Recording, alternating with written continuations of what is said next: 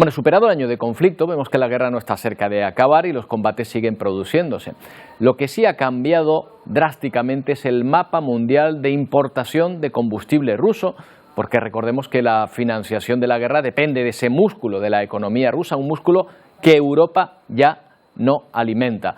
Hablamos con Antonio Cárdenes de este asunto. ¿Qué tal, Antonio? Buenos días. Bueno, las sanciones a Rusia, la limitación en la compra de combustibles desde Occidente, ¿están siendo efectivas? Están siendo efectivas. Recordemos que vamos ya por una decena de paquetes de sanciones prácticamente de la Unión Europea y de otros países a Rusia. Bueno, vamos a ver un mapa de cómo las cantidades de dinero que va aportando el resto del mundo y también la Unión Europea a Rusia. Esto es un mapa en tiempo real, desarrollado por una empresa, bueno, por una consultora que se encarga de vigilar tanto los tráficos marítimos como por tubos, por tuberías, por esos oleoductos. Bueno, fíjate cómo todavía sigue llegando en tiempo real dinero a Rusia. Procedente de Europa, esto es lo que más nos ocupa.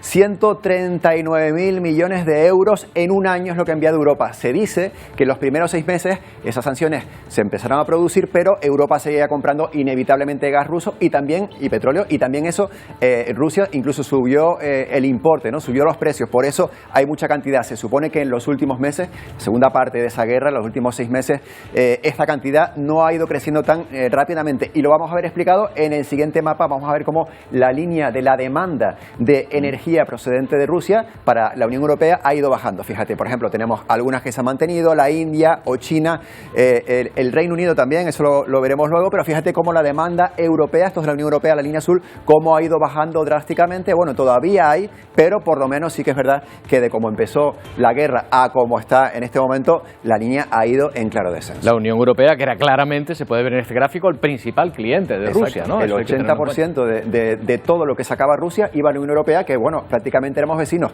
Rusia estaba girada hacia Occidente, pero vamos a ver enseguida cómo se ha girado hacia Oriente. Bueno, la Unión Europea consume menos, pero habrá otros países que estén consumiendo más, que estén tratando de sustituir a los europeos. Principales beneficiados de las rebajas, incluso se dice, de ese gas y de ese petróleo ruso, aquí lo vemos, China y la India. La Unión Europea se sigue manteniendo como el segundo importador. Lógicamente no se puede parar la importación de Rusia de un momento a otro, pero fíjate cómo China en este mes de febrero, porque estos son datos actualizados, en el mes de febrero ya se ha disparado, importa de todo, desde carbón, crudo por oleoductos, crudo en barco, también gaseoductos y derivados del petróleo y químicos también, que la Unión Europea sigue manteniendo esa demanda. Esta es la situación ahora mismo en febrero. Vemos como Turquía, por ejemplo, también se destaca, y antes veíamos Reino Unido. Reino Unido no ha descendido como la Unión Europea, tampoco ha aumentado, pero sí que ha mantenido su demanda constante de los productos rusos. Efectivamente, la Unión Europea consume menos, pero bueno, hay otros países que están supliendo de alguna manera, ¿no?, esa situación. ¿Lo están supliendo de la misma manera? O sea, ¿están recibiendo lo mismo Rusia que lo que subía antes? China ha aumentado ligeramente su demanda. No es la demanda, no ha crecido inversamente a lo que ha disminuido la Unión Europea, pero sí que ha aumentado la demanda. Y por eso decía que Rusia se ha refugiado en los países de Oriente, y 2 países de los más, además, poblados del mundo, la India y China. Y estamos viendo ahora, Roberto, cómo se ha la Unión Europea recuperado, por qué ha sustituido esos combustibles y ese gas que venía de Rusia. Bueno, vemos como el gas natural licuado ha tomado el protagonismo en el mapa mundial. La Unión Europea demanda cada vez más gas natural licuado, que llega de diferentes países, de Nigeria y de Argelia, procedente desde África, también de Qatar y de Estados Unidos, y también sigue llegando gas natural licuado desde Rusia. Bueno, de Qatar y de Estados Unidos ahora mismo están compitiendo por ser los mayores exportadores de gas natural licuado para la Unión Europea. Esto se ha convertido también en un negocio. Ahora mismo es Estados Unidos, pero Qatar quiere ocupar ese lugar. Ahora mismo Qatar exporta a la Unión Europea el 16% del gas natural licuado que consume, pero en los próximos años quiere ocupar ese lugar que está ocupando ahora mismo Estados Unidos. Y algunas claves sobre el gas natural licuado. Bueno, llega en barco, eso lo sabemos. Incluso aquí en Canarias hemos visto esos barcos que tienen unas características peculiares, con esas bolas enormes y con las siglas LNG de gas natural licuado en sus bodegas. Y sobre todo, España y otros países de la Unión Europea están desarrollando infraestructuras para abastecer a toda Europa de ese gas natural licuado. Vamos a ver hasta qué punto, si es sostenible esta estrategia. Antonio Aceituno es experto en energía, CEO de Tempos Energía. ¿Qué tal, Antonio? Buenos días. Buenos días, Roberto. Buenos días, Antonio. ¿Qué tal? Bueno, parece que Europa ha encontrado sustituto al gas ruso. ¿Es suficiente con lo que nos llega ahora o no es sostenible? Bueno, ahora mismo Estados Unidos se ha convertido en el salvavidas del gas de la Unión Europea.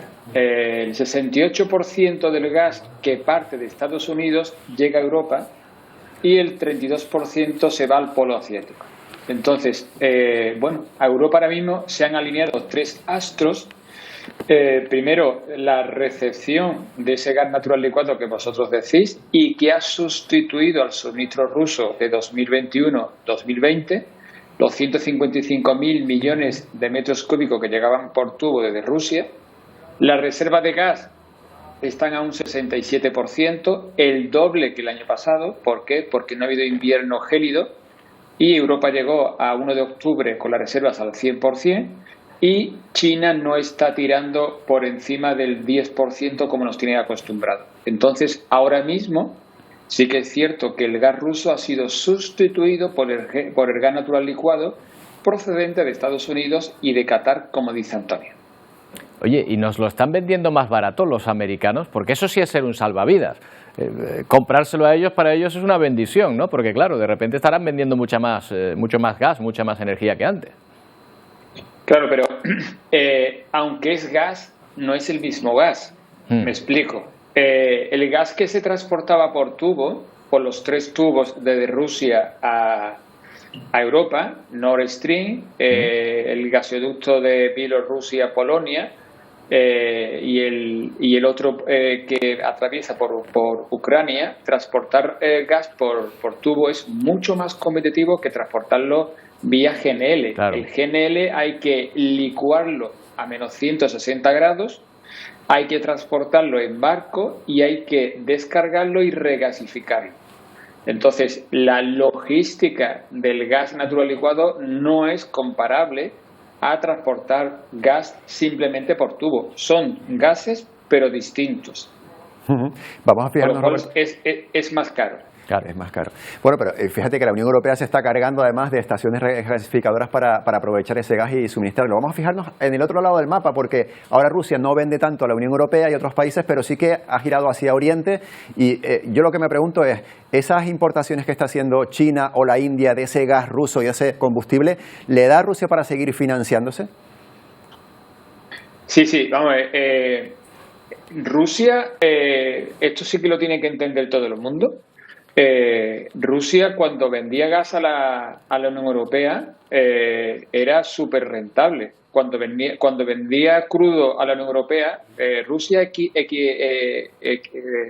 equipara su presupuesto con un crudo de los Urals, que es su buque insignia, en torno a los $40 por barril. Es decir, Rusia, todo lo que consiga vender su crudo por encima de los $40, ya es rentable para Rusia. Claro. En estos momentos, con la sanción al crudo ruso, lo que ha hecho Rusia es que ha imprimido descuentos masivos en su buque insignia, en el crudo de los Ural, y ahora mismo el crudo de los Ural está cotizando en torno a $45, casi el 50% menos que el Brent.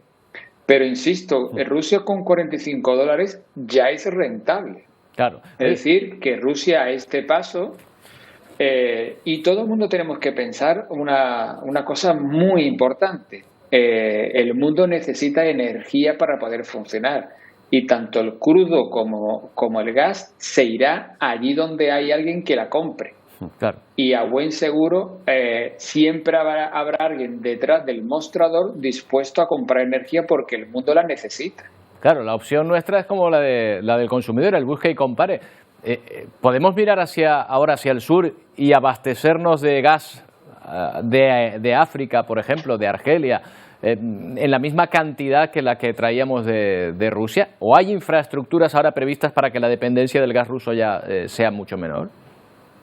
Bueno, España ha aumentado el gas natural licuado que emite Rusia. Ese gas natural licuado no está, no le han impuesto sanciones. Lo que está sancionable es el gas por tubo que sale por Rusia. De hecho, España ha aumentado las importaciones de GNL procedente de Rusia un 56% con el 2022 con respecto a 2021. Y ha habido un alto directivo de una compañía gasística española que ha dicho que ellos no tienen herramientas para romper el contrato de gas natural licuado que están importando desde Rusia, porque no está bajo sanción. Insisto, 56% de importación 2022 con respecto a 2021. Entonces, España es una potencia regasificadora mundial. De las plantas regasificadoras que tiene Europa, aquí hay un 33%.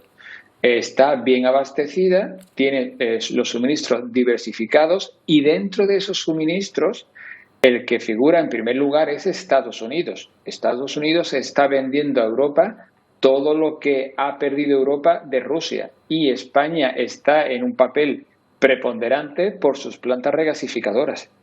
Bueno, pues ahí está el mapa de cómo está la situación ahora mismo. Probablemente mientras dure la guerra estará así, luego ya veremos lo que pasa. Antonio, muchas gracias por habernos atendido. Encantado de estar con vosotros, a vuestra disposición. Que paséis buen día.